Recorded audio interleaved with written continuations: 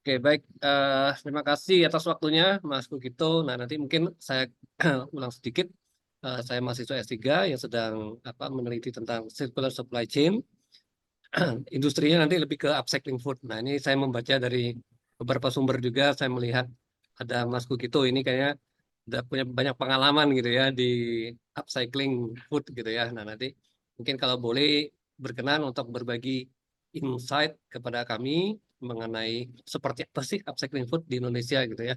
Ya, Karena saya lihat mungkin topik ini relatif baru gitu ya menurut saya yang saya baca dari referensi. Nah, ini saya mau membandingkan di lapangan kita tuh kayak apa sih gitu ya.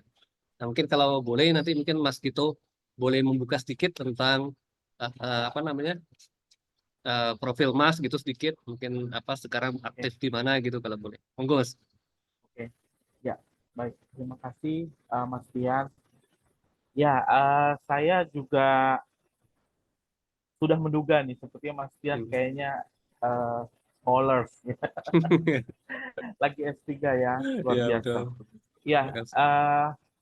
jadi saya latar belakangnya itu sebelum saya masuk ke bidang food banking ataupun food rescue, saya sejak kuliah itu udah menjalankan uh, ya awalnya komunitas, kemudian sekarang sudah berbentuk yayasan di Mhm. Semarang namanya uh, berbagi. Waktu saya masih kuliah ya, Hmm. saya kuliah S1 itu tahun 99, saya mulai bersama komunitas berbagi itu kita mulai 2000-an gitu. 2000 uh, jadi kami lebih ke food donation. Hmm. Food donation. Jadi kita kita waktu itu kebetulan saya penyiar radio di Semarang. Saya Hmm. punya talk show di radio itu ngajakin uh, pendengar saya gitu ya Hmm. untuk ayo kita berbagi gitu. Jadi berbagi kita caranya kumpulin lah uang jajan karena kan pendengar saya kebanyakan anak-anak sekolah ya, anak Hmm. SMP, SMA, kuliah gitu yang anak-anak remaja. Jadi mereka dari uang jajan mereka ngumpulin lah 5.000, 10.000.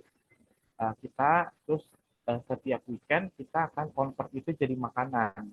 Oh, Nah, oke. jadi kita beli makanan, nanti kita bagi-bagikan di daerah-daerah di Semarang yang butuh bantuan, misalnya di daerah Kumuh atau dulu tuh di Simpang 5 belum sebagus sekarang ya. Simpang 5 tuh dulu uh, identik dengan prostitusi gitu ya, atau Hmm. Taman KB kalau tahu daerah Semarang seperti itu. Nah, kita keliling di sana kita bagi-bagikan makanan ke uh, mereka yang termarginalkan lah gitu. Nah, kemudian yaitu saya akhirnya setelah lulus kuliah, uh, saya ke Jakarta, saya masih lakukan yang sama, tapi tidak serutin waktu di Semarang.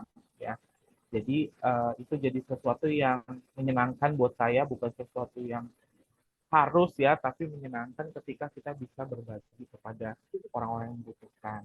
Nah, tahun 2017, ketika saya sedang ya istilah saya lagi aktif membagikan makanan donasi gitu ya, jadi Hmm. gerakannya lebih ke food donation gitu. Saya ketemu dengan uh, satu boleh bilang movement ya, waktu itu masih berupa movement, yaitu A Blessing to Share. Hmm. Itu A Blessing to Share, di mana mereka mengumpulkan makanan dari wedding, dan makanan wedding yang masih bagus sebelumnya itu dibuang, tapi akhirnya kita distribusikan kepada mereka yang membutuhkan.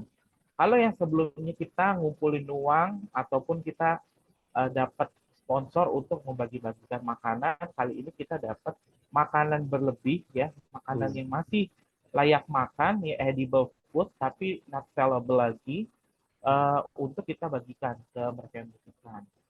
Sampai akhirnya tahun 2021 saya dipercaya untuk bergabung di Food Bank ya. Saya juga baru tahu ada industri namanya food bank, ada NGO itu mungkin 2019 2020 awal, ketika mulai pandemi ya, mulai Hmm. pandemi terus uh, gerakan Abdas itu share-nya akhirnya berubah jadi satu food bank ya, di mana saya 2021 itu dipercaya sebagai GM-nya di sana, dan Karena kita kontrak selama 2 tahun, saya dikontrak 2 tahun. Setelah kontrak habis, saya memutuskan untuk resign. Kenapa? Karena waktu tahun 2021, waktu saya mulai dengan Food Cycle Indonesia, waktu itu food banknya Food Cycle Indonesia, makanya Mas banyak lihat dari story mungkin ya, dari Ya. postingan saya selalu up kehidupan saya gitu, ada salah satunya adalah tentang Food Cycle Indonesia. Nah, waktu 2021 itu saya juga dipercaya sebagai chairman dari GRAS 2030, gotong royong atasi susut dan limbah pangan 2030. Jadi saya dipilih waktu itu jadi chairman-nya untuk 2 tahun ya masa jabatan. Ya, jadi waktu saya berakhir di Food Cycle, saya juga berakhir sebagai chairman di GRAS 2030. GRAS ini diinisiasi oleh IBCSD, Indonesia Business Council for Sustainable Development. Bagian dari pembicaraan sebelumnya dengan Bappenas. Ya. Namun waktu tahun 2021 Pak Jokowi juga mulai mendirikan atau membuat Badan Pangan Nasional. Nah, cuman belum gerak. Badan Pangan Nasional mulai gerak ketika sudah ada kepalanya. Tahun 2022 baru ada kepalanya, Pak Arief Prasetyo sebagai kepala Bappenas. Mulai dan kami di industri food bank mulai dilibatkan ya, karena kan kegiatan food bank intinya kami mengumpulkan makanan berlebih yang masih layak makan dari pihak produsen makanan ya, mau itu hotel, hospitality industry, restoran, kafe, FMCG company, kemudian dari perkebunan, dari setiap industri ataupun produksi makanan ya, yang makanan yang ada berlebihnya gitu, untuk bisa kita distribusikan kembali kepada mereka yang butuhkan. Nah, disitulah saya mulai banyak terlibat dengan kegiatan Badan Pangan Nasional. Uh, jadi saya punya 3 peran. Pertama sebagai GM Food Cycle Indonesia, di mana ya tentunya sebagai GM Food Cycle, waktu itu saya punya tanggung jawab untuk mengembangkan ya Food Cycle Indonesia yang tadinya uh, ya it's a small movement atau it's a small organization ya. Sekarang juga belum besar, tapi sudah jauh lebih besar dari awal kita mulai. Namun saya juga dipercaya jadi chairman, jadi banyak ketemu dengan bisnis gitu ya, dengan hotel, dengan FMCG company gitu. Kemudian dari pemerintah juga mulai ada Badan Pangan Nasional, di mana saya juga quote on quote ya mulai dilibatkan ya sebagai konsultan juga untuk kegiatan dari Badan Pangan Nasional. Nah itu kan pada akhirnya suka ada konflik of interest ya. Jadi Senin sampai Jumat saya bekerja, akhirnya saya memilih untuk after office hour baru saya lebih bergerak bebas sebagai chairman Inggris 2030 dan sebagai konsultan quote on quote ya, karena tidak resmi konsultan di Badan Pangan Nasional, sehingga saya ambil keterlibatannya itu biasanya weekend gitu, di luar hari kerja gitu. Dan tahun lalu saya resign Agustus 2023. Cuman saya tetap bangun hubungan ya, maksudnya saya tetap baik dengan founders, dengan another food bank, sehingga uh, sejak saya resign itu saya udah banyak di approach juga untuk uh, apa tetap berpartisipasi dalam gerakan ini ya, gerakan food rescue, gerakan food banking gitu ya. Dan akhirnya dari pihak Scholar of Sustainment Indonesia, mereka meminang saya untuk saya tidak sebagai GM, tapi karena di Scholar of Sustainment Indonesia ini lebih secara global ya, karena kita ada di Thailand, ada di Filipina, ada di Indonesia, jadi saya dipercaya sebagai outreach manager untuk Indonesia gitu, di mana saya handle buat fundraising, partnership, kemudian government relation, marketing communication, juga voluntary. Jadi volunteerism itu sama saya. Nah,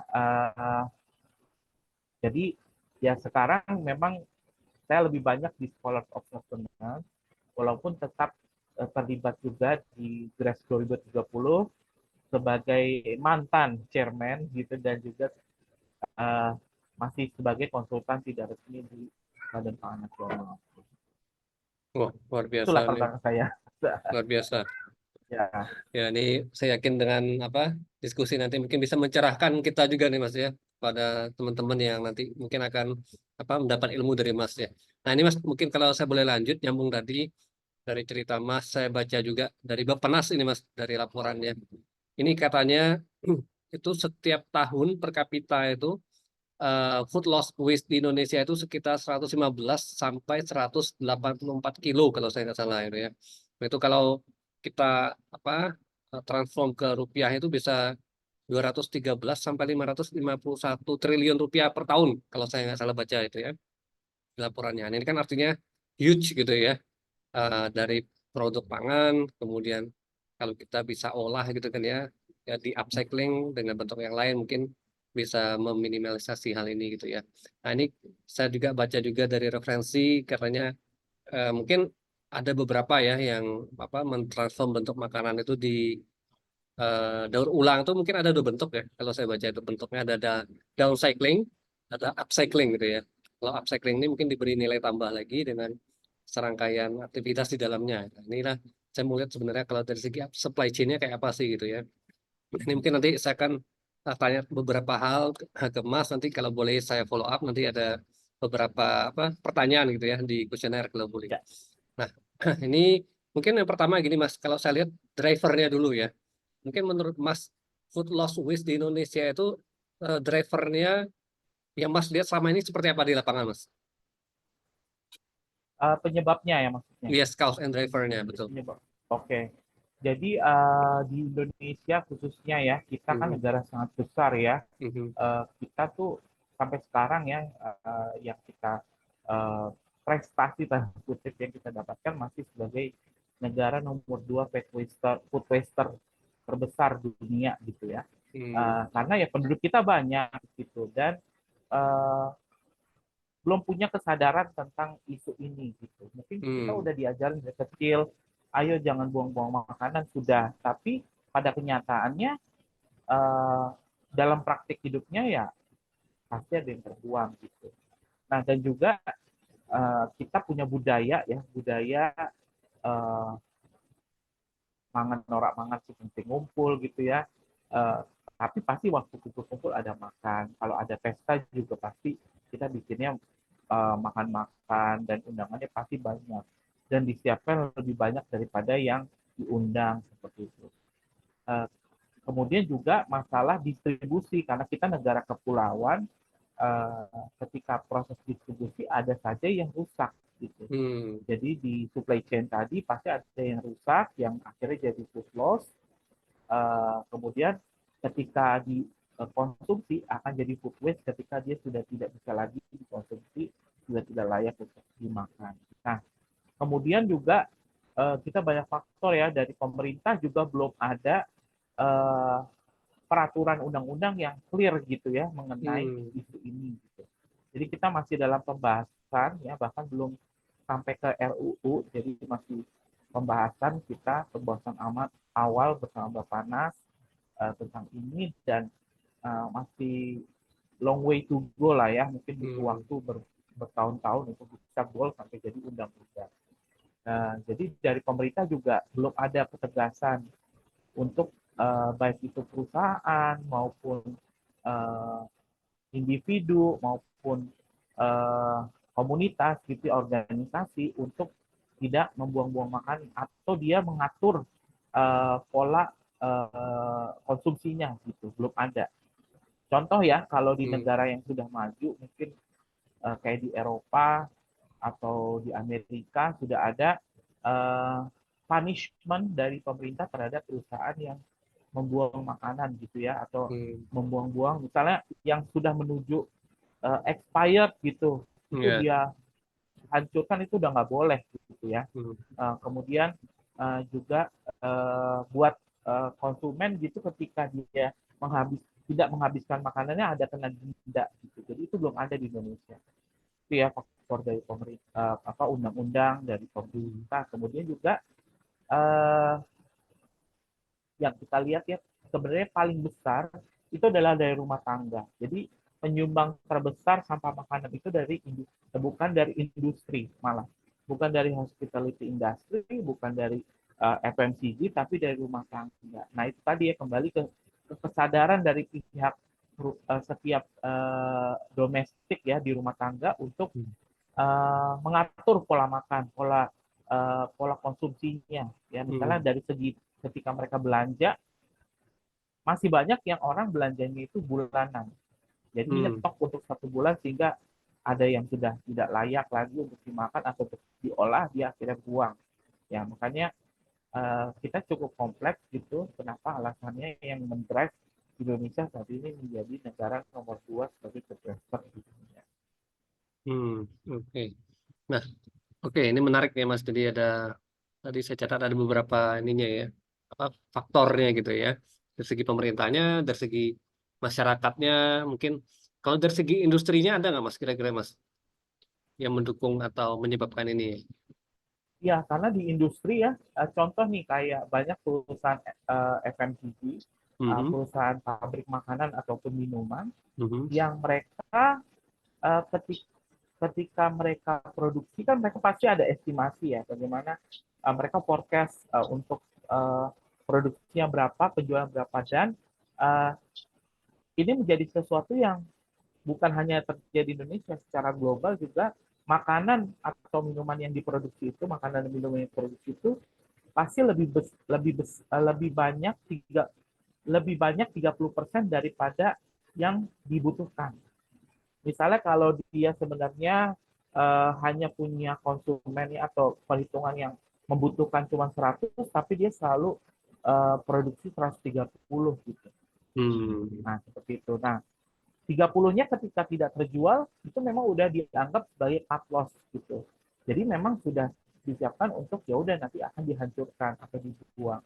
Nah, bagaimana dengan yang memang 100 itu tapi juga mendekati masa expired. Kalau di kita kan ada masa expired, ada best before. Nah, hmm, mereka punya concern juga ketika sudah mendekati masa expired, mereka tidak bisa lagi jual.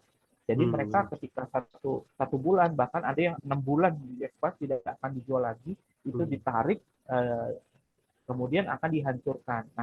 Eh, nah itu kan yang sebenarnya bisa kita convert untuk menjadi makanan berlebih yang bisa didonasikan. Gitu. Jadi hmm, sebenarnya makanan-makanan itu bisa menjadi berkah buat orang lain ketika makanan tersebut tidak dihancurkan atau dibuang, tapi kita donasikan gitu. Nah itu yang sekarang kita perjuangkan karena buat mayoritas industri mereka akan hmm, mempertanyakan bagaimana dengan jaminan uh, bagi mereka untuk brandingnya gitu ya.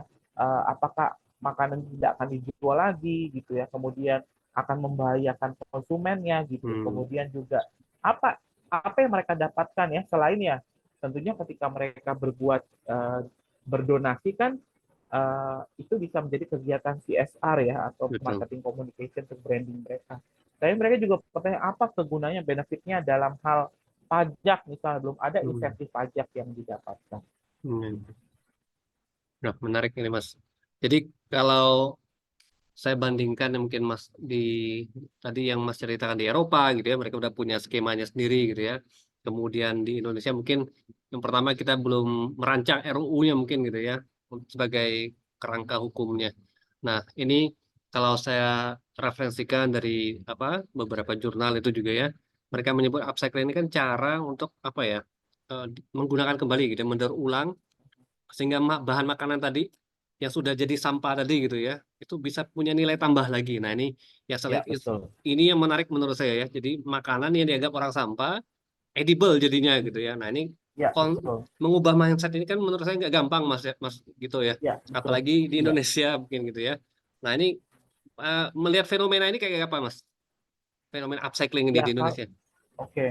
Uh, istilah upcycling aja bukan sesuatu yang familiar ya Yes betul. di Indonesia gitu ya. Bahkan di skala industri. Hmm. Ya, misalnya contoh nih, Mas. Hmm. Uh, kita dapetin donasi makanan itu ada dari perusahaan bakery. Ya, setiap hari kita dapat Wow, ribuan roti yang tidak lulus QC. wow, banyak juga ya. Tidak lulus QC. Ya, sebelumnya ketika mereka belum kenal dengan food bank, mereka itu buang, mereka hancurkan. Ya, padahal itu masih sangat layak makan. Padahal perbedaannya cuma apa? Isinya kebanyakan atau kedikitan, bentuknya kepanjangan atau kependekan. Jadi nggak lolos QC untuk dijual. Gitu. Nah, akhirnya waktu kerjasama dengan kami, dengan food bank, mereka akhirnya menyadari, oh iya ya, bisa nih didonasikan. Dan ketika mereka donasi, ya namanya ini ya, ketika mereka donasi ada feel good, kemudian mereka lihat ada berkah juga bahwa penjualan mereka tuh nggak pernah turun gitu. Jadi Menarik. ketika mereka berdonasi, penjualan mereka nggak pernah. Tapi kita juga kan ketika kami dapat nih dari ribuan itu pasti ada eh, makanan atau produk-produk yang tidak bisa kita langsung distribusikan. Harus kita, konsep saya namanya kita sebut reproses.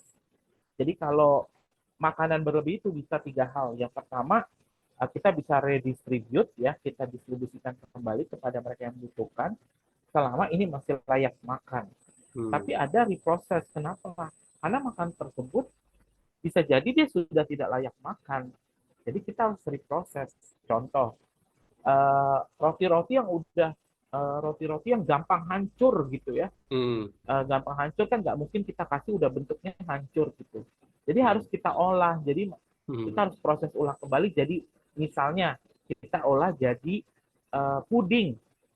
Ya, sekarang jadi kita ada produksi untuk jadi itu puding gitu. Gitu, puding atau bubur roti gitu ya. Crumble bread. Tapi kita harus produksi sendiri, nggak bisa kerjasama dengan pihak industrinya, pihak pabriknya.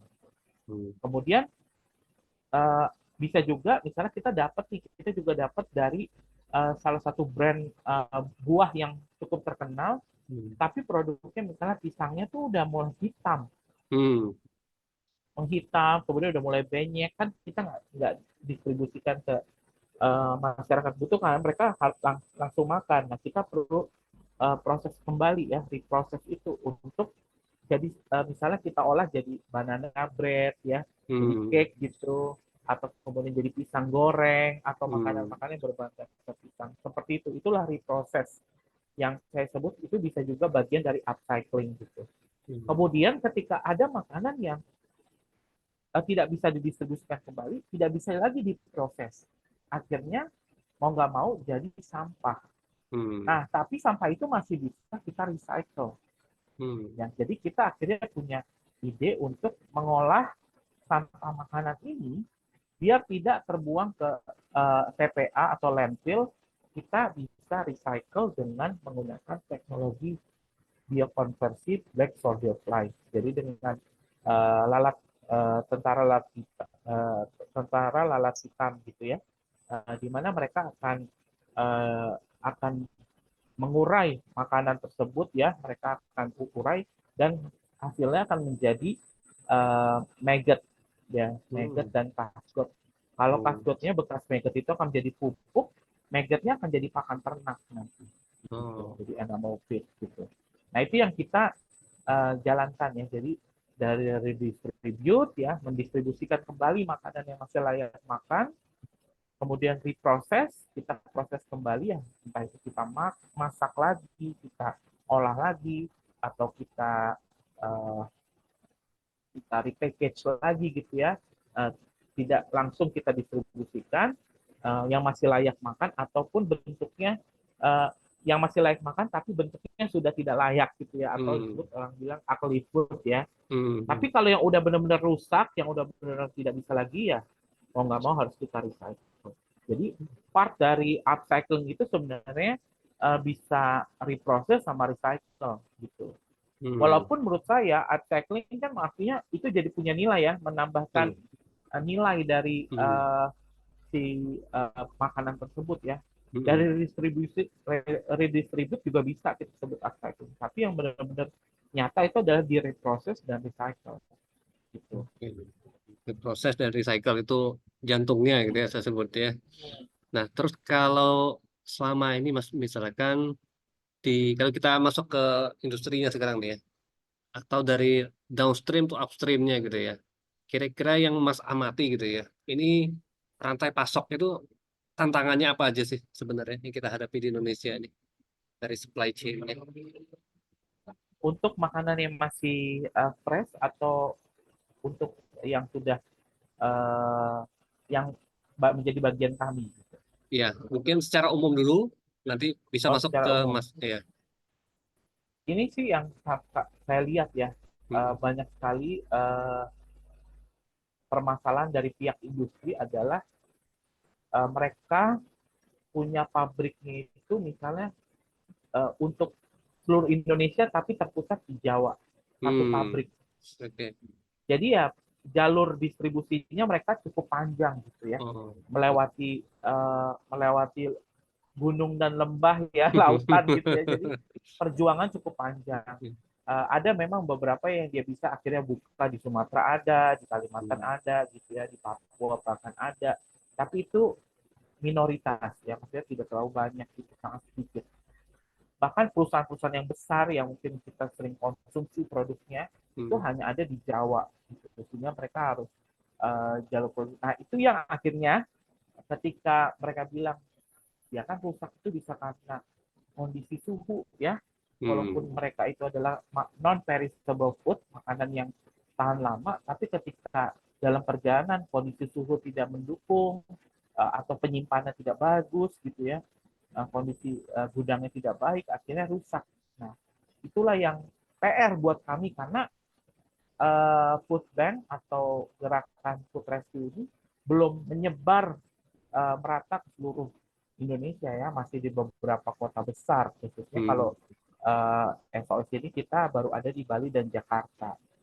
Tapi kita juga suka dapat uh, permintaan gimana nih kalau ada produknya di Bandung. Nah, nanti akan cari Hmm. partner di Surabaya atau di Banyuwangi cari partner. Jadi memang kondisinya itu tadi ya, jalur permasalahan dari uh, industri itu adalah di supply chain-nya adalah proses distribusi yang cukup panjang gitu dan penyimpanannya juga Hmm. uh, untuk stok stocking ya, stokis gitu, terus juga Hmm. agent gitu.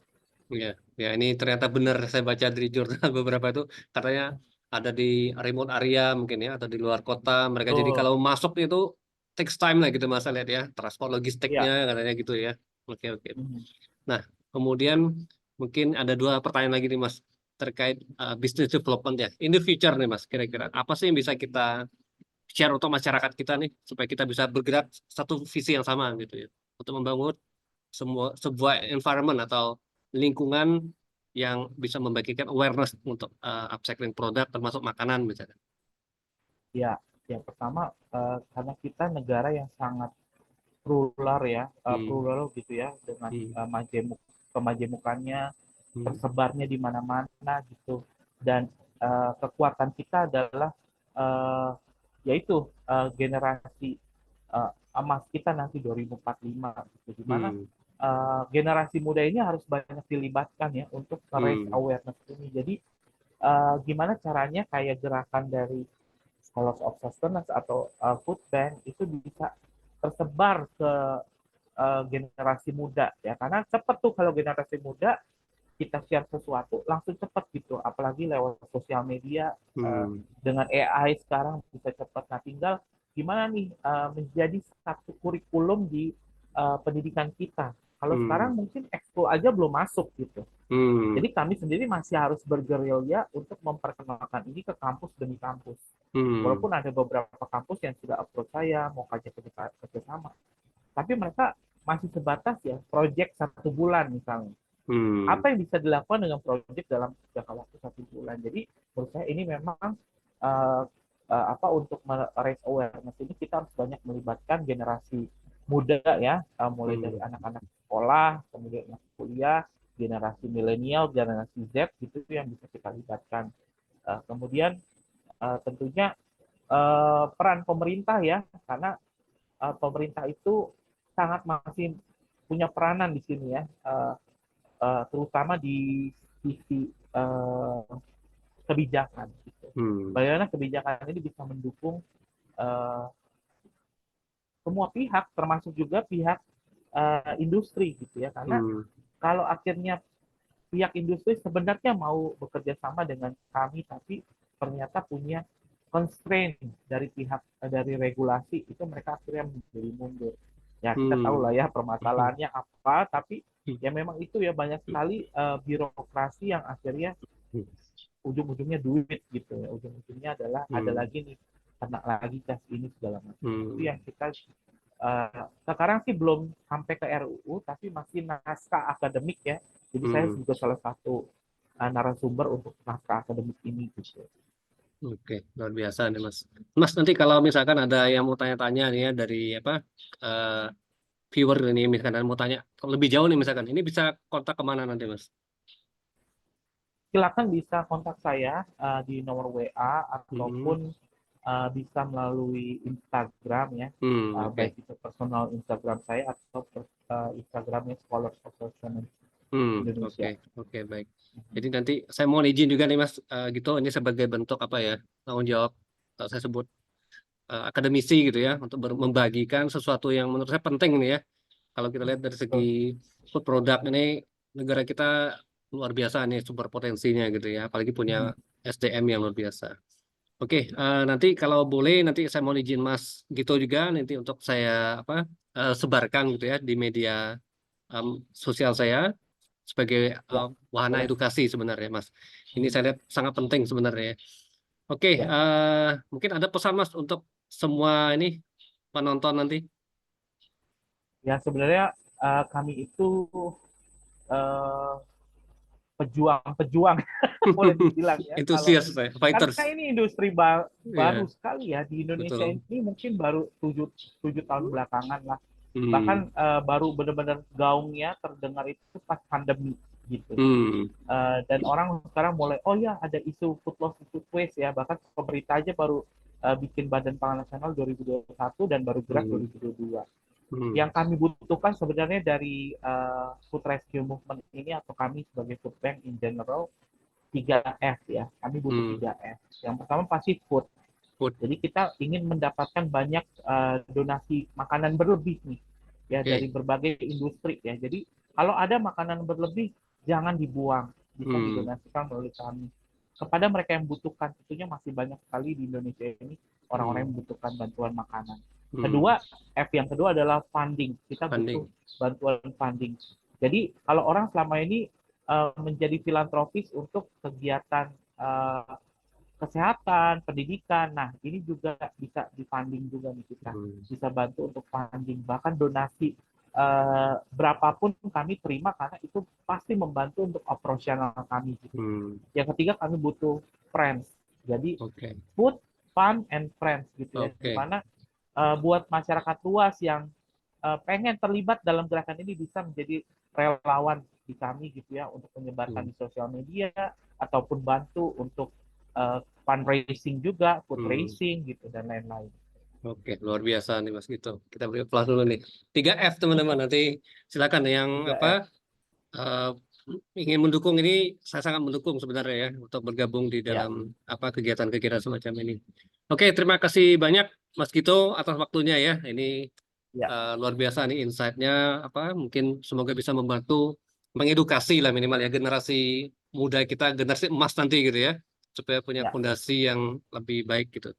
Oke, mungkin itu saja dari saya Mas Gito. Eh, sekali lagi terima kasih. Mungkin nanti kalau ada kolaborasi mungkin kita bisa lanjutkan di tahap selanjutnya gitu ya. ya, Siapa tahu siap, teman-teman siap. di sini ada yang ingin bergabung nanti ya. Ya, Oke, baik. oke. Terima kasih Mas Gito. Terima kasih. Ya.